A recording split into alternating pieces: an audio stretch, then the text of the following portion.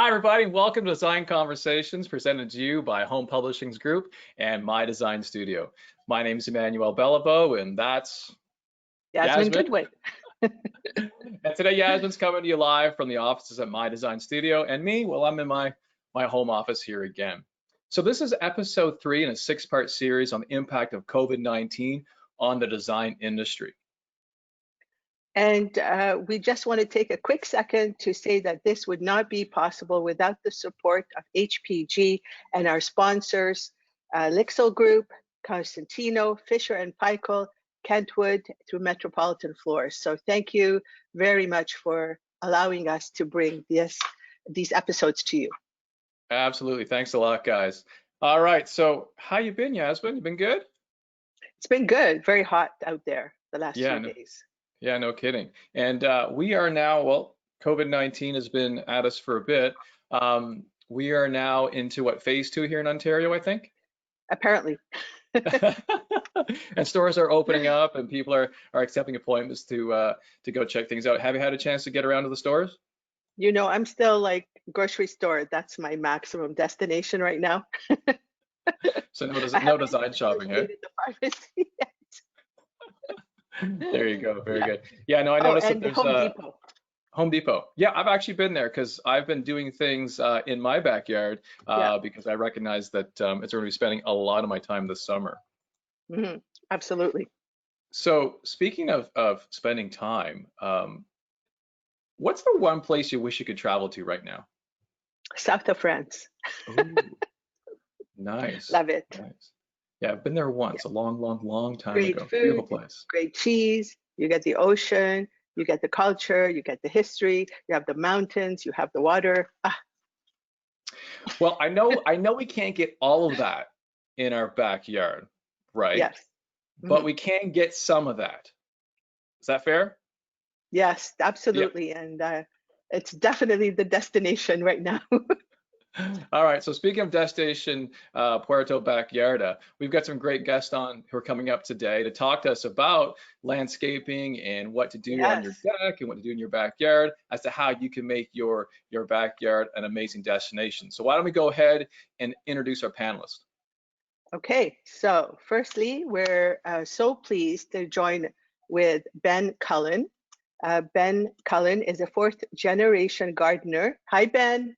Who works with his father, Mark Cullen, doing gardening, related media, growing trees, and promoting horticulture. On his own time, Ben is the founder of Cullen Foods, a food business which connects consumers directly with farmers by operating transparent business model with a mind to local and global communities and environment. Welcome, Ben. Thank you. Welcome, Ben. Good to have you. Thank you. All right, and our other guest today is Dave, and Dave is a certified and well-published landscape designer who is passionate about removing the fear and guesswork out of the landscape process. So committed, in fact, that he created Just Ask Dave, a website that answers contractors and homeowners' questions. Dave, welcome to Design Conversations. Good to have you. Thanks for having me. So, how have things been in COVID? Well, for myself, things have been pretty busy now, but for the first 2 months, it was pretty slow. Glad to be back out in the field and get my hands dirty. Yeah, I think your industry was actually closed down for a while, right? Yeah, it was. Actually, we were right in the middle of doing some hardscaping work, which we could do during the colder months. And then when we got the shutdown, it was just like, now what? Honestly, it was driving me up the wall a little bit, but I understand what the policies and safety procedures were doing for everybody, and that actually got our company back on track to instill new safety policies and new systems in order to keep our company safe. So when we got called back to work, we were ready to go. That's great. And Ben, how'd things go for you? Well, you know, it started out as a bit of a crisis. As you probably know, Dad and I are very involved with Canada Blooms. We were title sponsors this year by way of Mark's Choice, which is Dad's line of gardening products. And Canada Blooms, if you don't know, North America's 2nd largest indoor flower show. It's co-located with the Home Show in Toronto. Canceled the night before opening. So, I was there. I just can't imagine. Just that was sad. A heartbreaker. an absolute heartbreaker. So that was sort of how COVID hit us first, and then it's been sort of a scramble ever since. My other business is a food business. I deal in organic kidney beans, navy beans, black beans, which happen to be pantry loading items. So it's a completely different kind of scramble, but can't complain. Working from home, somewhat uninterrupted, and yeah, we're getting by. It just has not been the spring that anybody anticipated, you know? Yeah, no kidding. So what I hear you guys saying is both had a bit of a pivot around what happened, right? There's something stopped and I have to adjust and do something different. Big time. Big Yeah, time. at least That change the being said, focus it's at been least. very positive because we've seen unprecedented demand for gardening Mhm. materials, gardening advice. The interest in backyard gardening has just haven't seen this sort of thing, certainly in my memory, and for Dad, years and years, because people are at home, people are looking for stuff to do, and it's rewarding to get out there and get into the garden. Absolutely. I don't know. I noticed that when we were looking for some plants for the backyard, it always felt like everything was either there wasn't a lot there or was already picked through. And it was in my mind, it was like there's either been a rush or they haven't been able to actually bring it to the stores just yet. What was going on? My understanding is I sit in on the grower group meetings with the Landscape Ontario, which is the Provincial Industry Association, was holding back the temporary foreign workers really disrupted demand, or rather supply, and then closing down the garden centers sort of created this bottleneck. And then when the garden centers opened, it was this rush of business like they'd never seen before under unusual circumstances, social distancing, yada, yada. So it's like a blip, and they're catching up on the year, but certainly the supply interruption is the other side, which is labor related. So really unusual year. Right, right. And Dave, what's Yes. what's it been like for you now that you're back at it again? What are some of the big things that your clients are asking for? Now I know that you specialize mostly in landscape design, is that right? Yeah, I mean, some of the biggest things that were in demand right out of the gate when people were allowed to get back into their backyards was swimming pools, and just uh, people more focused on keeping everything sustainable in their own backyard. So it came down to during my time, during the slow time, online website called justaskdave.ca, and it's ask me any question you want related to outdoor home improvement, gardening, construction, anything. It's free of charge. Just engages people about asking questions to get good answers. And some of those questions was about putting in swimming pools. Do I have to put in a standard size 1632 or 1836? Because that's what the norm had been for most people over the past a few decades now. And now what's really trending is garden pools. So 1224s. Actually, I'll be doing one for myself, like 816, small, intimate settings, because yards are getting smaller and smaller. Houses are getting bigger, properties are getting a little smaller. So pools was on the #1 list. And then also people wanting to build in vegetable gardens. Thinking that if there is ever going to be a second wave, they want to be ready for all their fall harvest. And so there was a lot of questions surrounding sustainable planting, as well as just keeping the backyard as the nucleus of the family. Right, right. And being that you're doing a lot of the design side of it as well, you know, Yasmin and I, we do interior design work, and it's like, are you seeing an extension? From what I understand, you're saying you're seeing an extension of what's happening in interior design, the way we separate space and how we use the space. Are we seeing that happening outside as well? Yeah, actually, that's been really big, and I had the privilege, probably about 30 years ago when I started in this industry. I actually linked up with an interior designer who, same philosophy, was trying to express that indoor extension to the outdoors. So I really adapted, coining those phrases, like instead of a pool, patio, and deck. When I first started off, I was ghost designing for a pool company. And the terminology back then was, oh, I want my pool, I would like a patio, and I'd like a deck. And quickly that evolved for me into outdoor living room, outdoor dining area, outdoor kitchen space, with some recreational play space for the kids. but people were really starting to get used to the outdoor rooms as the extension of this. Sorry, cut off. What was that last thing you said? As extension of? As the extension of the indoor living space to the outdoors. Right, I got it. I got it. It definitely makes sense because you get to use, it suddenly multiplies the square footage usage of your Yeah. home by creating this whole new environment in which you can explore and rest and be creative and just, which is terrific as opposed to, you know, being in whatever square feet you have. Now, even if you have a small home and you have a good backyard, you've now tripled really the size of your square footage. You know what? And that's an amazing point that you just made there, because it took me years to convince people. I used to get a lot of homeowners and working besides some interior designers. They would say, yeah, we're having difficulty helping a client see the benefit of investing in the outdoors, because they say, oh, there's only 4 good months in Canada. And I would challenge them to say, well, first of all, let's look at the fact that if you have an 1,800 or 2,000 square foot home indoors, but it's sitting on 7,500 square feet of lot space. And like myself, I'm paying $5,000 a year in property taxes. So the proportionate size of my yard, so let's say I'm about 8,000 square feet of lot space in an 1,800 square foot home. And I'm saying, no, I'm going to value, well, for me, my personal space value by, if I'm paying that property taxes and I'm only using 1/3 of the actual lot footage that I have for indoor, I'm going to extend it to my outdoors. And I help clients see how you could use that space, but then how to get more than 4 months out of the year. And that's involved by adding heaters, fire pits, outdoor screens and windbreaks and roof structures with infrared heaters. And now all of a sudden they're like, wow, I can be out here from April until the middle of December. So people are now utilizing that, those advantages now, those perks that are with outdoor design.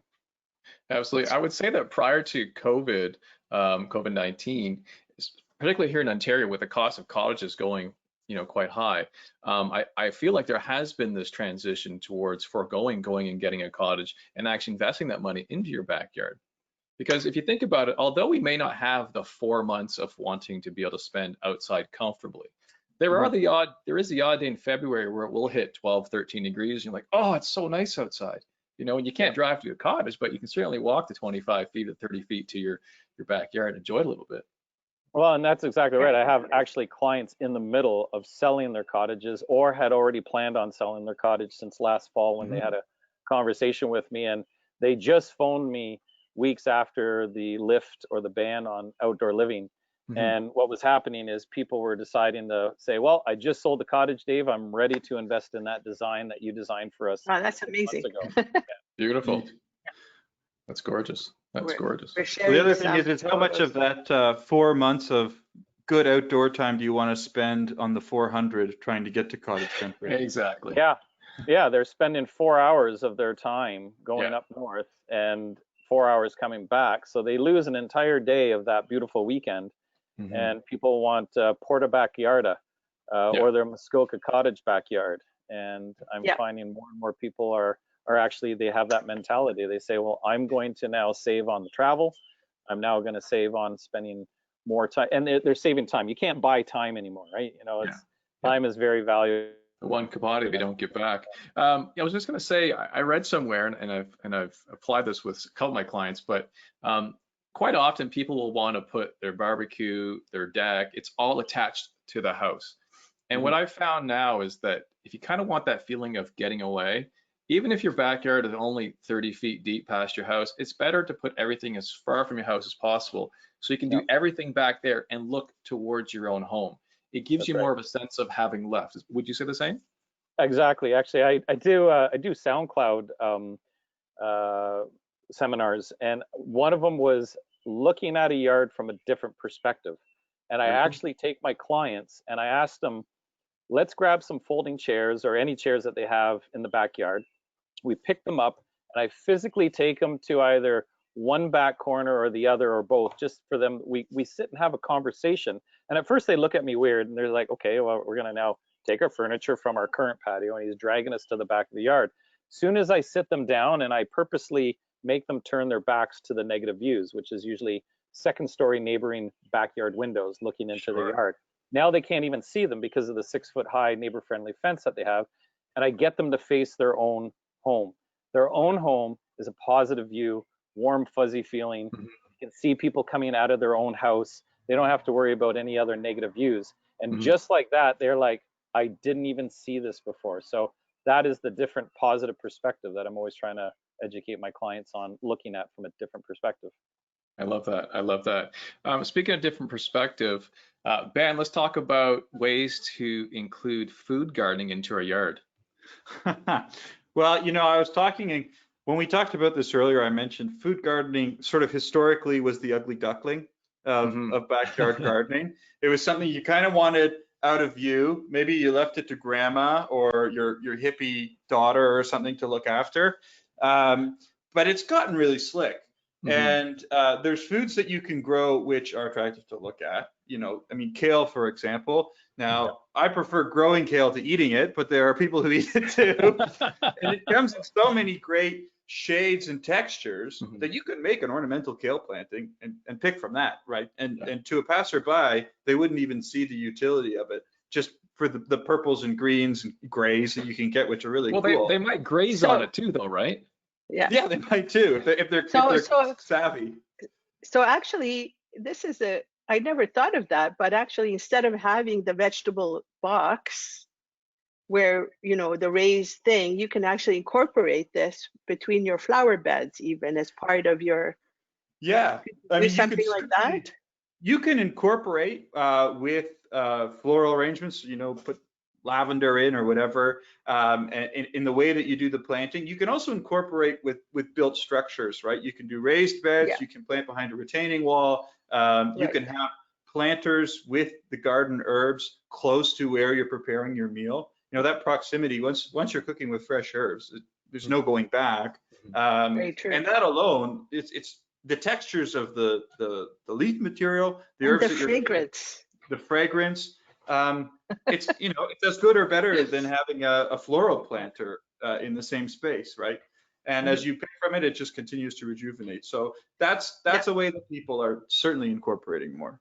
I live in the city, and even though I live in the city, I still have bunnies, so many bunnies, and they find my veggies and my plants and whatever, you know, they feel desirous for.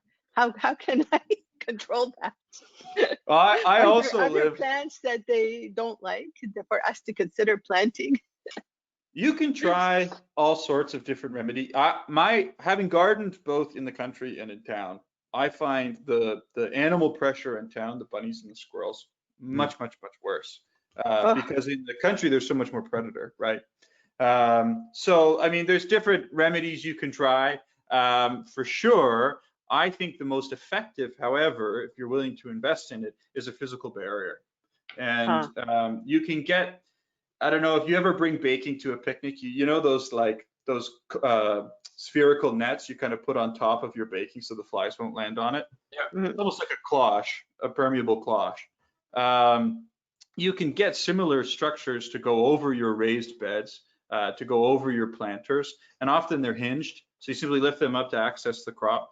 And that's a really tidy, essentially 100% effective way to deal with that type of chemical free as well. So chemical free, which is a big thing, Yeah. So that's what we're doing more and more of. My veggie garden, I have the luxury of being able to hide it around the side of my house. So the only place I can see it from is the bedroom window, and I like looking at it. So we're doing more and more row cover. I love looking at them. And I mean, with a design eye, granted. So row covers aren't always the most beautiful. You know, it's like a fabric. But that's another really effective means and economical. Yeah. And there are no bylaws in the city of Toronto around gardens, are there?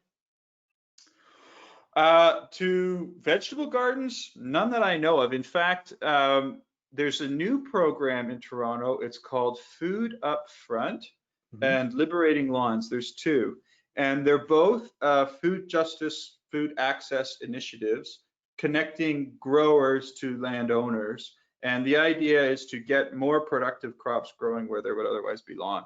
And it's quite an interesting initiative. And there certainly hasn't, to my knowledge, been any regulatory pushback by law limitations to it. Keeping livestock, yes. You can keep chickens in the city of Guelph, where I live. Yeah. It's a lot more complicated in Toronto. You need good neighbors. All right, so speaking about lawns, obviously there are alternative coverage to lawns, to grass, if you will. Dave, how about you give us a quick chat about synthetic lawns versus natural lawns?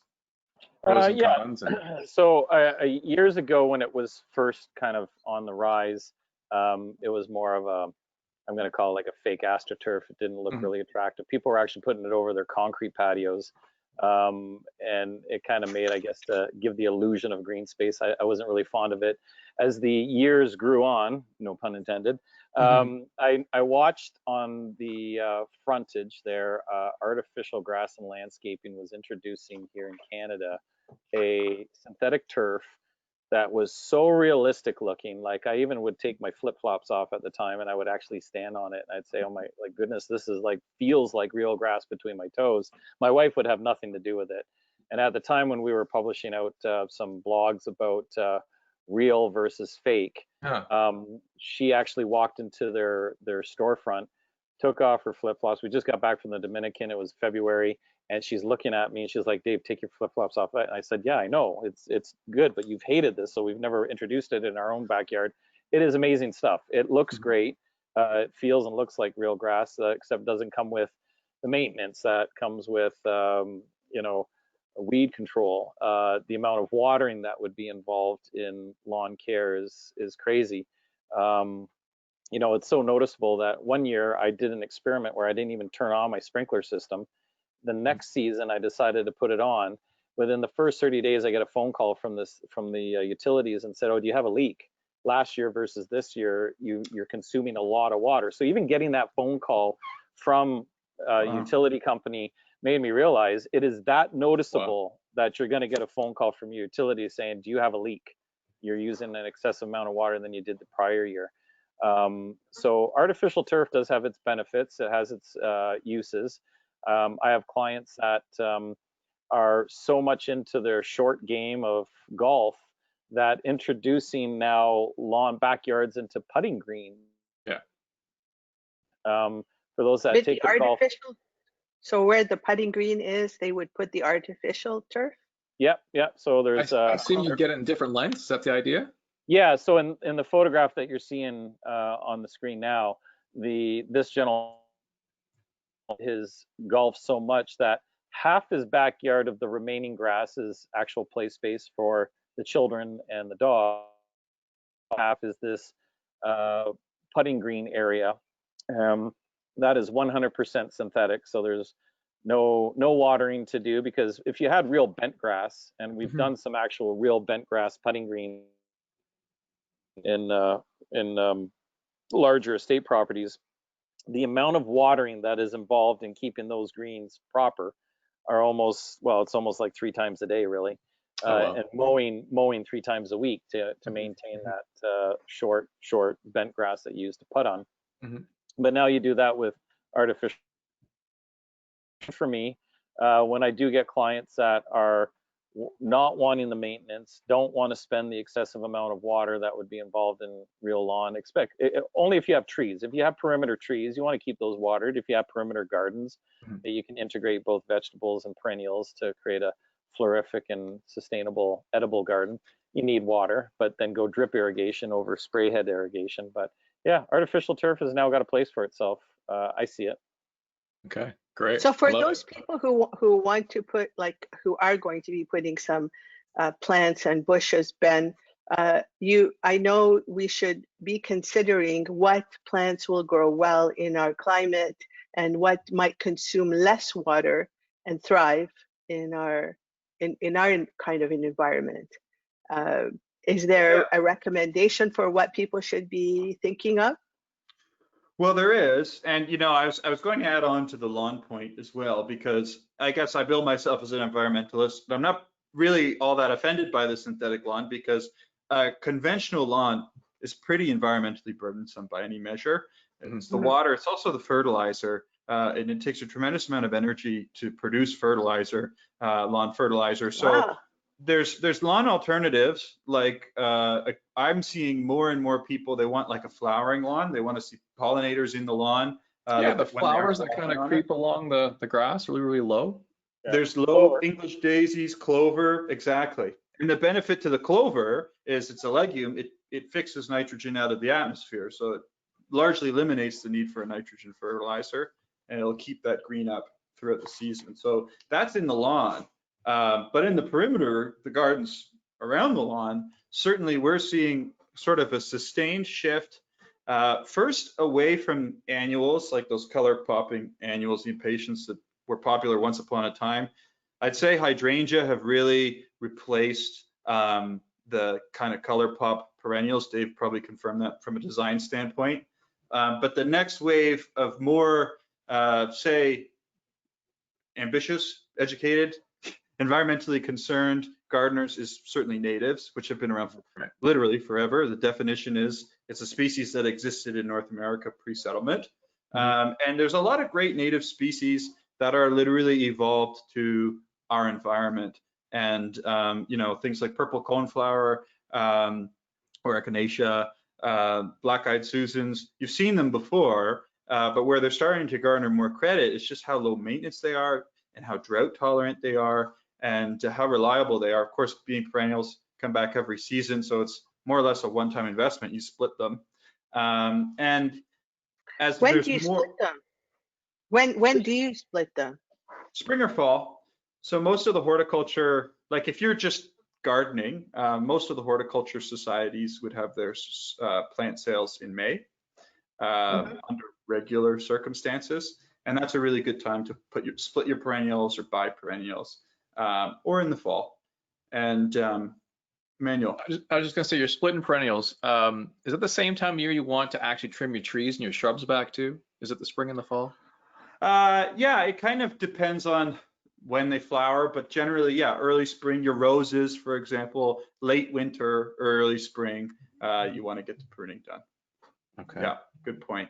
And so I have a cherry tree that's just going crazy on me. It's going so tall, and I've been thinking about trying to prune it because every year all those cherries, they fall all over our deck, and you can imagine it's just red and it's a mess all the time walking on it. It is a mess. Yeah, So it'll stand up to a pretty rough pruning. Yeah. So prune it in the spring, you're saying? Sorry, you said it was cherry? Cherry, yeah. Yeah, you can do that early spring before it puts on new growth. But the other thing that's driving this trend to the natives, of course, is the concern around biodiversity. Started with the pollinators, but now we realize, you know, this is a web, right? It's birds that feed on pollinators. It's everything, because we've also seen bird populations in steep decline, and there's different theories for that. But plant selection really makes all the difference. And what we found with a lot of the exotics, like Japanese maple, for example, it's basically sterile, and people have loved them for years because they have so little insect pressure. But by not supporting insects, they also don't support birds, and they don't really have a lot of ecological carrying capacity, right? Okay. But native species like a redbud is still going to give you fantastic color in the spring. It'll grow, take roughly the same footprint as a Japanese maple, but it's a native species, so you'll see it alive with pollinators during the spring flowering season, for example. How can you discover these plants? Like, I mean, sometimes we're just like victims of what the nurseries that we go to, and they don't always share that knowledge with you so that you know what to pick and support for that biodiversity. So if you're shopping at a good independent nursery, like around Toronto, you've got Sheridan Nurseries, Terra Nurseries, they will often have their native species merchandised together, or their staff would be able to identify them for you. You can also go to Carolinian Canada is a big campaign, kind of partner with World Wildlife Fund. We live in the Carolinian Zone in most of Southern Ontario, and the Carolinian Zone is a biodiverse region that was all kind of hardwood forests, basically from Toronto to Windsor. and much of that's been cleared, right? So we're talking about the native maple trees and oak species, and there's a ton of great resources online of the types of trees, shrubs, plants you should be looking for. Pardon my ignorance, but That's when great. you say I just learned something new today. I'm learning great. lots new. When I ask one more question, it's going to show you I'm really learning something new. When it comes to zones, what zone are we? 2, 3, 4? How does that fall into that? We're basically a zone 5 here. Zone 5. Yeah. I'm assuming our audience is all mostly Southern Ontario. I think so. Toronto. Yeah, I mean, if you get close, you get up around Barrie, it drops to a 4. 4B, 5A, yeah. Yeah. But yeah, and wherever you're shopping, assuming you're shopping locally, they're going to be selling zone appropriate plant material. Got it. Okay. There is this trend towards more of the, as you say, exotics, but the palms and the broadleaf plants, those sorts of things. It's kind of, I mean, I love that stuff personally.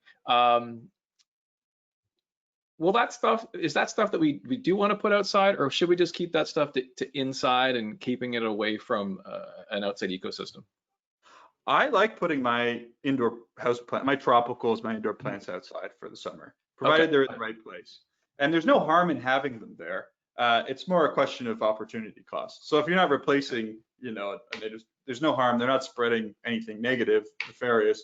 And there's a benefit for the most part, provided you don't shock them, you don't move them out too quickly, and that you're kind of thoughtful to what is this plant's native environment and how do I replicate that here. So for example, like your orchids and bromeliads, they're kind of like understory epiphytic plants. They live on trees in the rainforest, so they're like kind of indirect sunlight, high humidity.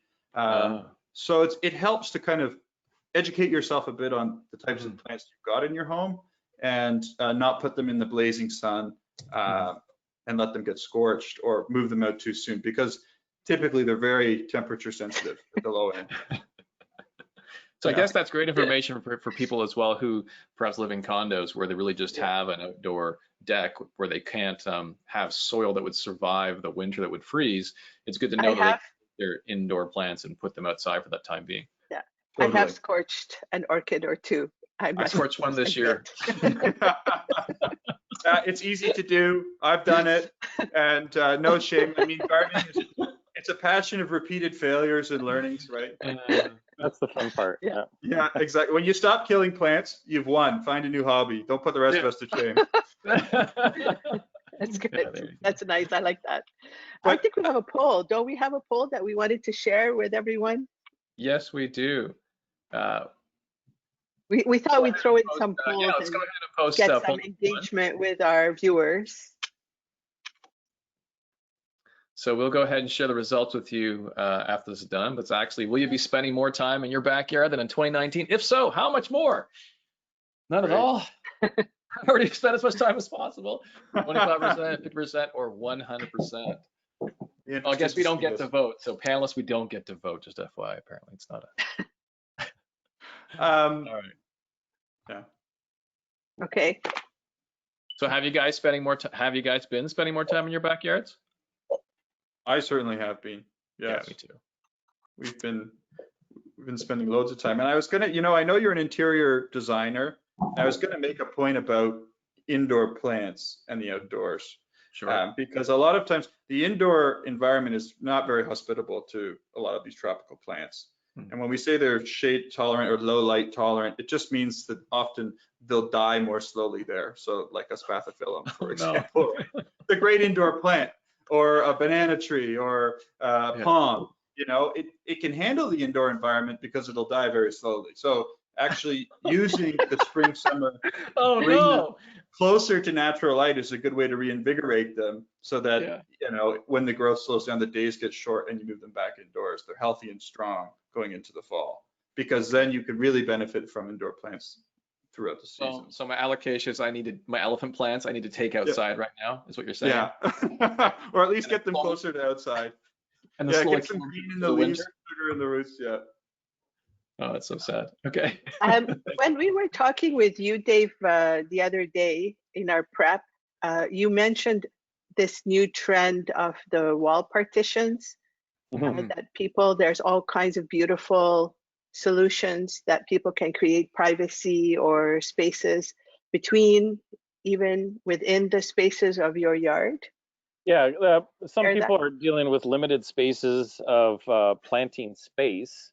So as the yards are getting a lot smaller, and let's say they're trying to put a swim pool and they have these 5-foot offsets, and then it doesn't leave them so much for planting, but at least they want to create some privacy either from their neighbor or from creating the outdoor rooms that they're using wall partitions. I mean, 18 years ago, I built this cedar lattice behind me and it still stands, but now there's plasma cut steel.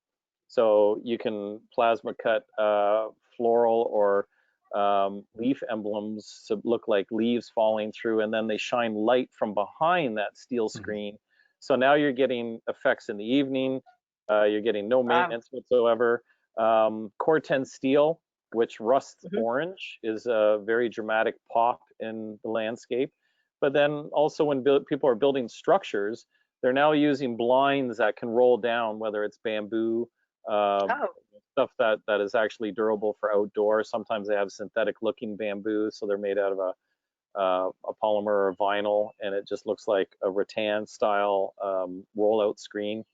So these are things that people are using for windbreaks, visual barriers, and just to sort of mitigate noise or sound, let's say from traffic driving by. So, yeah. that sounds amazing. That sounds really beautiful. Mhm. Yeah. In some of the different things that people are that you're being asked to create in people's yards, what would you say, are people going for like more water features, like waterfalls, or are they focused on, I know there's also a very big trend, and I'm jumping all over a bit, but with the whole outside kitchen, adding that in, do people really need, how much space does someone need to create that outdoor kitchen? Okay, so let's look at defining what the use of space is for a family. So when I come in and people say I want a landscape, I don't jump into designing the potential space right away. I actually sit down and I have this getting to know you. You know, what is your favorite food? What restaurants do you love to go? What's your favorite travel? Ah, If you have an opportunity to take your children somewhere, where would it be that you would want them to see or be influenced? Maybe it was from your childhood past that you were taken on a trip or a journey. And once they start revealing, once my clients start telling me their passions, their things that make them happy, I listen and I start defining, okay, it sounds like you were taken always to the waterfall trails along the Bruce Trail, and you sat and you meditated, or you love to have a picnic by a waterfall. So then let's introduce a water feature in your backyard. Whereas I get some clients that would say, I love a very streamlined, minimalistic type of space, but I love to entertain a lot. Oh, well, let's focus on an outdoor kitchen for you and your family, because kitchens are the nucleus to conversation, gatherings, parties, and events. So at that point, I try to get an understanding from one client that they are very organic, earthy. They need nature around them. They need to see natural stone. They need to see water. They need to see plants, and even a fire element, so you can extend your outdoor living in the cooler months. But then I get some clients that say, we are business owners. We have a lot of gatherings that involve get-togethers at least 10 to 15 times a year. We bring caterers in that come in and actually help run our parties.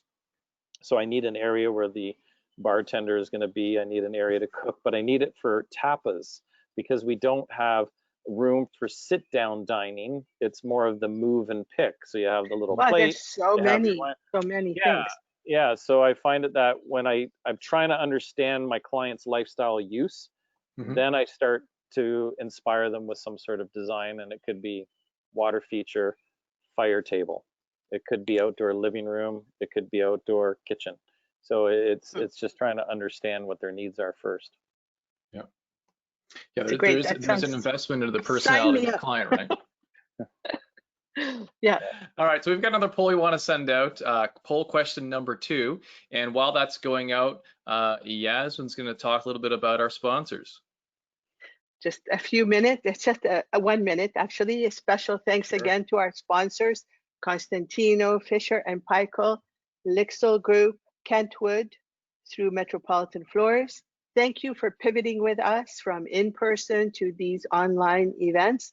If you are planning on creating an outdoor kitchen, please take a moment to discover Fisher and Paykel sister company, DCS, for their amazing quality and endurance from grills to refrigeration. Definitely a must. Thank you. Thank you, Yasmin. Thank you. All right, this quick poll is, do you plan to grow fruit and or vegetables this year? Yes, I grow fruit and vegetables every year. Yes, this is the first year I'm going to grow vegetables. Herbs only, and no, herbs only. Dave, we're going to get into a quick round, a fire round of questions. Before we do, though, they say herbs. Can you talk to us a bit about cannabis? Yeah, actually, it's interesting. Since the legalization, the cannabis has been invited into backyards, and conversations around that, which years prior, I had very few clients ever approach me and say, hey, do you know how to grow it? Do you know how to bring it into a backyard? Do you know where I can get plants? Now, like, since it was interesting, because when I was sitting waiting for my opportunity to go and actually be able to go back out in the field and do construction, my Just Ask Dave was blowing up on my Instagram and on my website. People were asking about herbs, vegetables, and cannabis. And it was almost as equally in asking how to grow it, where to get it, because they know that they can grow. Now, I'm still trying to get the straight answer if it's 2 plants or 4 plants per household, but cannabis does have a place, especially for people that are looking at it as a medicinal side of it. And most of my clients in their mid 40s to early 50s who have been asking me, and they're professionals, they're business owners, and they're dentists or CFOs of companies, and they say, you know, my arthritis has been kicking in. And I can relate. I'm 51 years old. When I wake up on a cold, you know, January, February, and the bones in my hands are starting to feel a little bit achy, it's nice to find the brand, I'll say, or the strain that works for people to allow them to function during the day and maybe not put them to sleep.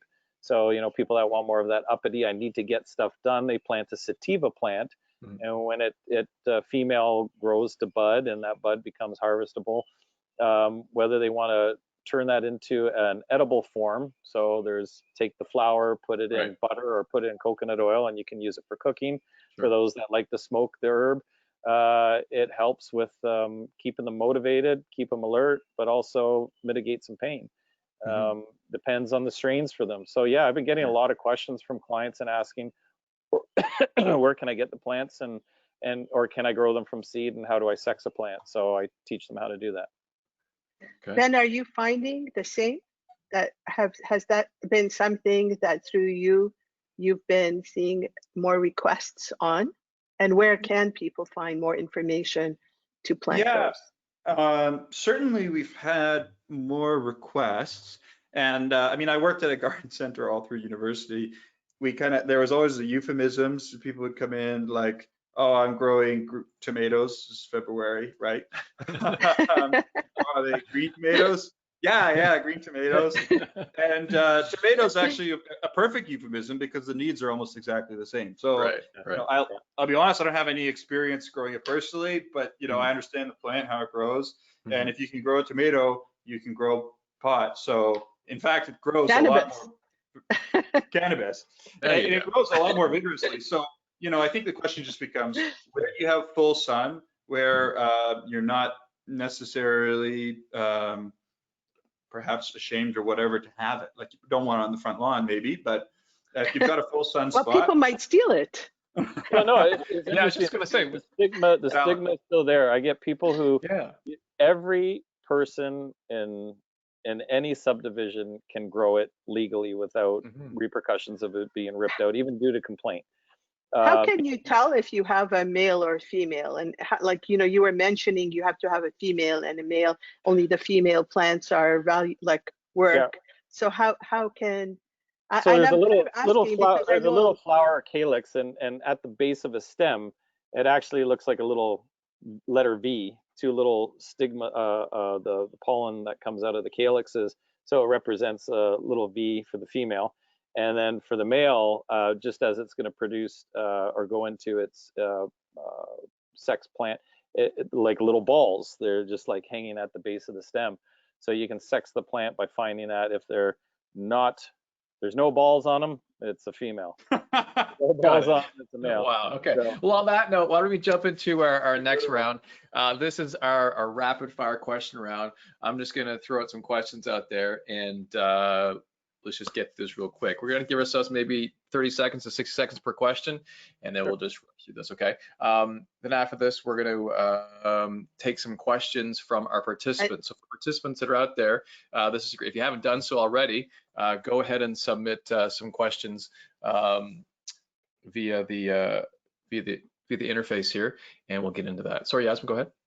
no, just to get maybe right after that, we can hear the results of those polls. Sure. Awesome. Awesome. Yeah. All right. Yeah. So, So rapid first question. question is grass or artificial turf?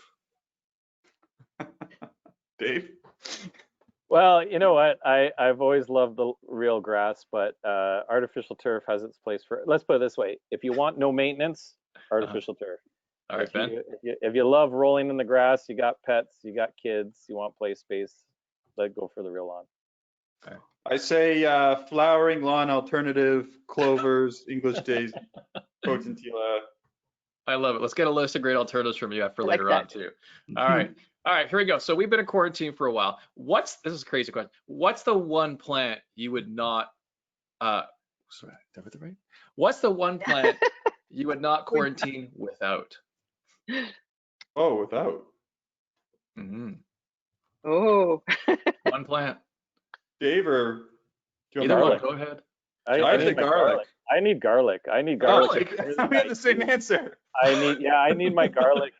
You know, cannabis is, it helps with wonders, especially when you want to mitigate pain and sleep. Uh, But if it's about cooking and your senses and herbal and medicinal, mhm. garlic is my number one love of herb. Basil and garlic. Yeah. It's funny, Dave. I fully agree with you. We should have a barbecue, and the thing too is homegrown garlic beats anything you'll find at the grocery store. Oh yeah. It's Yeah. so much more flavor.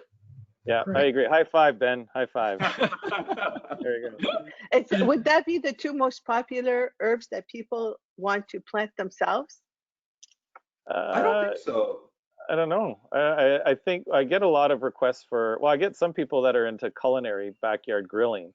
They love their oregano, Yeah. basil, garlic, chives, you know, stuff that's really good, fast and easy to pluck out of the garden, chop it up and throw it into even when you grab a little sprig of tarragon or thyme or oregano and you throw it in a cast iron pan on a grill, you get the flavor that just pops right out of it. Wow. I love my grilling. Yeah. Yeah. And right now you're getting the garlic scapes, which you wouldn't get at the grocery store. If you did, you'd be paying through the nose for them. Yeah, and those are amazing to have too. Garlic All right. scape pesto. I think I know the answer, but Xeriscape or Lush and Green? Lush and green. Lush and green over here. Beautiful. All right. Pool or hot tub? You can't have both. Ooh, hot tub. Neither. I go for the hot. Well, I've had both. And I guess it would just go to say my wife would prefer a hot tub because when it comes down to at 1 o'clock or 2 o'clock in the morning, glass of wine and the kids are in bed, the hot tub is where it's at. Yeah. I grew up with both, and I'd say neither. I don't like swimming. I'd rather have a pond with fish in it, and I'd look at that personally. Who is this Ben guy? He's making up his own answers. He's like stepping right outside. He's doing his own thing. All right, that's okay. I can handle that. I think I would probably do a pool, but I do one of those small pools, 12 by 12, 14 by 14, and it'd be a saltwater pool. And I just want to wade when it's really, really hot. It's kind of nice to hang out. So swim spa is where it's at for you. Ah, there you Swim go. spa, yeah. Actually, that's my goal. End game goal is I'm going to build a 8 by 16 in-ground swimming pool, but I'm going to get 2 custom hot tub covers for it so that we can crank up the heat and probably run it right until December. Oh, great Last idea. question, That's a which nice is idea. relevant. Dave, have you gotten any requests for swim ponds? Yes, I've had swim ponds. We've built one. That was in the What's a Hager's. swim pond? Hang on, is that for the You- salmon? So the salmon has a current to go No, you against? can, What's you can happening actually swim in it. Now, Yeah. like there's so the one that we built was actually with an Aquascapes biofiltration system. They used the Grande, but the proper swim ponds, the filter system is actually like a marsh. So Okay. you have almost 1/3 of the surface area that is just marsh only, that acts as your natural filter, and the other 2/3 is swimmable, but you can also have fish life and frogs and turtles and Oh. everything around there. But Chemical free. yeah, the one we built in a residential backyard, which almost occupied 2/3 of their backyard, they wanted to have koi. They wanted to be able to sit lap level, so the water would come up to their lap. And because we didn't have enough room to overextend the marsh type of biofilter, so Aquascapes had put out the Grande biofilter, because what it is it breeds the bacteria that's good, that eats the nitrates out of the water, so you don't get a lot of algae and string algae. But yeah, it was quite fascinating when I had that request, and I really immersed myself into the biogenetics behind it all, and bioengineering. And it was fascinating. That it was a very clean pond, and they thrived well with their fish life, and also the joy of themselves being able to swim. Dave, can we see that somewhere? Is it on your website? I'd love to see that. No, that was going back. So I've been in 30 years, so it was probably about 5 years into business, and it was. Okay. I would love. Yeah, actually, I got to go back though, because I'm pretty sure it's still standing there. Yeah, it'd be amazing. Region. Yeah. Should we get in some participant questions from Joelle? Yeah, sure. I just want to get one last quick question here. This is a question that we're asking all our participants. It's this. So, what has this industry taught you? And if you could talk to an 18-year-old self, what would you tell yourself about the industry? Keep it short and sweet, though. Ask lots of questions.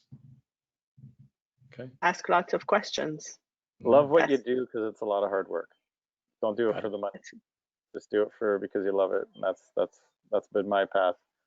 I love what I do, and it was not about If I could have done it I would have been a doctor. I would have been a surgeon. That's two wonderful answers. Thank All you. right, thank you. All right, so let's jump into those participant questions. Joelle's been going through the questions, and she's going to read out some questions from our participants, and they'll be directed to both Ben and Dave. All right, can everybody hear me? Yeah. Yes. Okay, I will first share the results. It's a good time of our polls. Thank you. So I'm going to share the results of spending more time in your backyard this year. So, oh, no, wrong one. This is, are you going to plant fruits and vegetables? So that's pretty amazing. 23% are planting vegetables for the first time this year. That's amazing. So that's really cool to find out. You 19% who aren't planting anything. Okay, well, that's fine. I'm sorry, 19%. Yeah, I'm sorry, 19%. Maybe next year. And we see that 40% of people are going to be spending double the amount of time they were in their backyard last year. Wow. Surprise. Yeah, Surprise. surprise. Yeah. All Yes. right, well, that's fun. That's great. All right, let's hear from our Okay. participants. So there was a couple questions that we had from Melissa and Denise about artificial turf. So they're wondering about when it comes to or actually I had two different questions. So in terms of artificial turf, are there different qualities and materials and grades that you can get? Yes.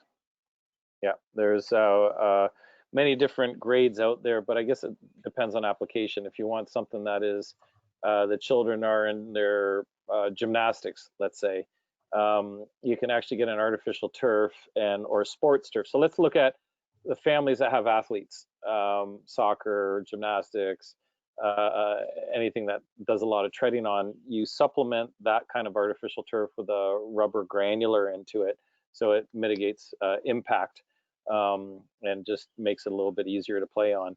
But if you also want to have pets or you want to be into putting, then you're going to go with a short knitted turf, easier for picking up the number 2s and easy to play ball on or bocce ball on. So there's different grades. Again, it all depends on application. I'm doing a job right now in Port Dalhousie. The front yard is going to look like real grass to a point that type of artificial turf even has thatch in it. So you look at it, you'll see green grass and actually little brown thatch pieces are in it. So it looks so realistic. And then the back side of the house that has for the pets, it's a pet friendly turf. So it's very short and easy to pick up the poops off of with a little pooper scooper. So depends on the use. So there's Any other questions, Joelle? Thank you, Dave. Yes, Karen is asking, what is a good climber for a brick wall? The brick wall is my view from my living room, and we would like a living wall type of effect for as many seasons as possible. However, we don't want anything that will cause damage to the wall. Any suggestions? Ben? I would just go with Virginia Creeper because it's so aggressive. You can count on it. It's native. Whether or not it would cause damage, you just got to keep it under control. Like there's a lot of these vines, depends on sort of the integrity of your brickwork. Climbers can be tough on things, but if you cut it back aggressively every year, certainly there's benefits. There's cooling benefits, right? Because it's bringing moisture up the wall. It keeps direct sunlight off. So yeah, that's what I recommend, Virginia Creeper. Dave? It's a good aggressive vine for all seasons. Like if they don't want to see any change, English ivy, which is a broadleaf evergreen, usually can last. I've been accustomed to see it around the grounds of McMaster University. It's quite beautiful. But whether it's Virginia Creeper, whether it's English ivy, whether it's going to be any type of tendril style clinger that gets into the brick mortar, it doesn't matter anytime. So I have to agree with Ben, and it's maintenance, it's maybe rejuvenation. So give the brick an opportunity to get to breathe. So trim it back, cut it back, it'll regrow.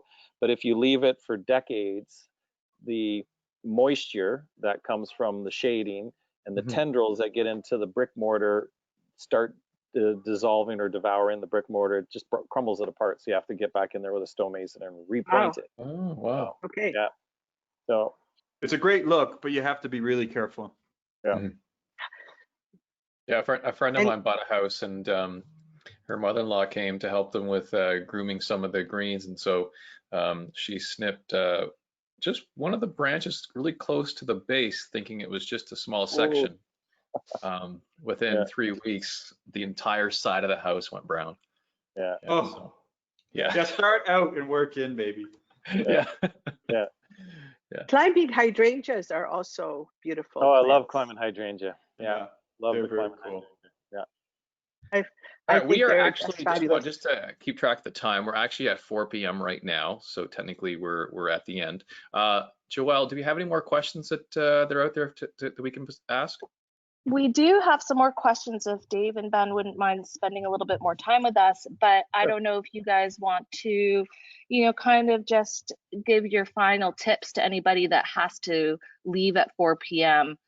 For their backyard and just for their living, like your number one tip for living outside, having your best life outside in your backyard before people have to sign off. All right, to recap, what's your top advice for having your best life in your backyard? I would say get out there, get dirty, make mistakes, grab the plants at the garden center that interest you, and keep going, keep growing, and it's amazing what you'll learn. I think my entire life surrounds good food, good wine. So if you have room to put in a grill, you have room to plant some vegetable plants, especially root vegetable plants that you can harvest in the fall time. The experience of plucking something out of your own garden and grilling it onto your barbecue and inviting others in that backyard, a little outdoor kitchen and little sustainable vegetable garden that you can easily maintain yourself with herbs and root vegetables is an amazing experience for those that even have no clue it's not that difficult to grow vegetables, and it's not that difficult to cook on an outdoor grill, because even a little bit of char makes you look like a chef. It's not a mistake, but it's food is passion, food is life, right. and I think if you could do it with an outdoor kitchen. Cool. I'm with you. I'm with you both. If I had wine, I'd be toasting you guys right now. Home office, it should be right at that. All right. So if everyone wants, if people would like to stick around. We're going to stay on for another 10 minutes. Is that okay, guys? Yeah, And we'll that's address fine. some of these questions, and then we'll close it down. So those who have to go, Okay. thank you so much for joining us. It was great to have you here, and we'll be in touch with you with future dates and future episodes. And those who are sticking around, let's continue on, Joelle. Do you want to just thank the people, just in case people sign off? Shall we thank HPG, James and Annie, and just in case people sign off? No? Sure, go ahead. Yeah, okay, so just in case people are signing off, just a quick thank you again for joining us for the design conversations, and special thanks to Holmes Publication Group, Annie Bogovit, the coordinator with HPG, and us, James Lopi, for the production coordination. We couldn't do it without you. And special thanks to our Joelita, who also created a wonderful herbish drink, which we've posted as well here for you to enjoy, with cucumber and basil and all kinds of yummy things. So go on our web, go on the link and grab it and enjoy it. And we want to thank everybody for joining us for this third episode. And the fourth episode will be July 7th, where we're going to continue the conversation of outdoor design. And Joelle, please continue with more questions from people. Okay, I will. Thank you. Okay, so one person had a question of, where do you find the metal cutouts for the floral designs for a privacy screen? You can go online and just Google it, but one of the closest resources here in Canada, Guelph, I believe they're out of Guelph, is Iconic Screen. So Iconic, I believe, is spelled ICONIK, Iconic Screens. They plasma cut. They're manufactured here in Canada. They have all their own patented little designs, and I referred them quite a bit, and they've made my clients very happy. Quality is good. They don't do the installation, so they usually call us back to do the installation, but they can design anything. And if you even want something custom, let's say there's something that is very memorable for you, whether it's a family member or just some sort of scene or memory that is very personal to somebody, they can actually plasma cut that into a screen, and you have it for the rest of your life and hand it down to generations. Yeah. Beautiful. It's very cool. Thank you. Joelle, Another question that we have is, what is the best type of ornamental grass that grows tall but narrow? Tall but narrow. I've got a few favorites. Ben, what do you use? Well, it's a non-native, but there's a Miscanthus sinensis. That's the one. That's the one you would, yeah. How do you spell that? I'm writing it down. Yeah. Miscanthus sinensis, or Chinese feather reed. Is that the comment? Yeah, there's one there, but the Miscanthus, morning light Miscanthus, is probably one of the nicest, tall but skinny and tight looks. And then there's another variety, if I could get it straight here, Adagio, I think it is, if I'm saying it correctly, which it's kind of like bluey green during the season, turns orange in the fall, but they're tight, they're tall. Miscanthus grass, yeah, I agree with Ben. And they're so versatile. They're drought tolerant year round. Yeah. I noticed that when you're driving on the highways in Ontario, particularly going out to the county or going up towards Caledon, you'll see those beautiful tall, I just call it ditch grass, and it's just tall, blonde, beautiful grass, and has the plume on top. That might be Phragmites, Bulrush? European reed. Well, the Phragmites is an invasive species that unfortunately has crushed a lot of the bulrush out of existence. Isn't Let's it see. also like a razor grass? Like that stuff can cut you, and people think, "Oh, it looks beautiful." They go to We pull don't that want with that. their hands. That's I was Yeah. naive to know what that stuff was. My let's see, this is going back. Oh, geez, almost 25 years ago, and my girlfriend at the time was saying, "Oh, I would like some of that to make arrangements," and I went to go pull it. It was literally cutting my hands. Oh, yeah. Yeah, Like a Wow. guitar string. yeah. Yeah. So the thatched roofs, this is an architectural, the thatched roofs in like an English cottage, Yeah. that's made out of Phragmites. It's Mhm. dried European reed grass. It's a really tough material. So if I was to go, let's say, and use a shovel and dig up some of that grass and want to bring it back to my place in the city to put in Should a be box, charged. bad idea? Bad idea. We're not coming on the show Bad. again. Yeah. All right, so I hear what you're saying. So no ditch grass. Okay, I No. got it. Okay. What about the Okay, flowers? anything No, else? no? Especially not the flowers. You're so funny, Emmanuel. They're so Okay, pretty how are though. we Come doing? on. Any more questions, Joelle?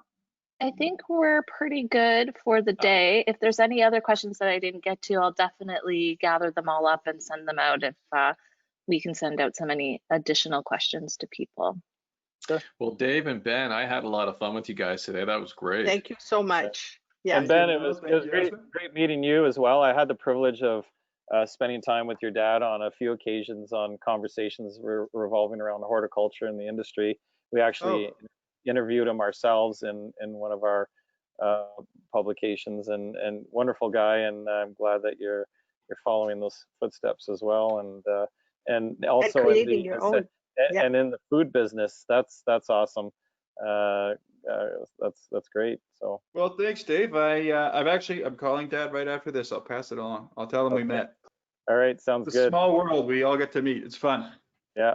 Awesome. I love this. I love I this. think this this. interaction I is think beautiful. this is definitely one of the benefits of this the COVID situation. It's really pulled a lot of ideas and people and increased this connectivity between people that perhaps we didn't have before, just by the barrier of space and location. So now that's all crumbled and we're all together.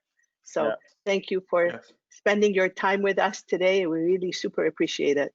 Yeah, thanks for having Yes. me with you guys. I've really appreciated the opportunity to share with everyone. So thanks for that. And anytime you want to grill in the backyard and you want to invite us into your circle, I'm up for it. Yes, you win. You Okay. win. Yes, All right. good, Sounds man. That's all I'm good. in. I'm in. Sure enough. I'll bring food. Okay. All right. Okay. I'll That's grill great. it up. Okay, guys. All right, everybody. Thank you so very much. And for everyone for Right. joining and stuck around a bit longer with us, thank you so much for doing that with us, and see you guys real soon. Take care. Okay. Bye. Take care. Thank Bye-bye. you. Bye. Thank you so much.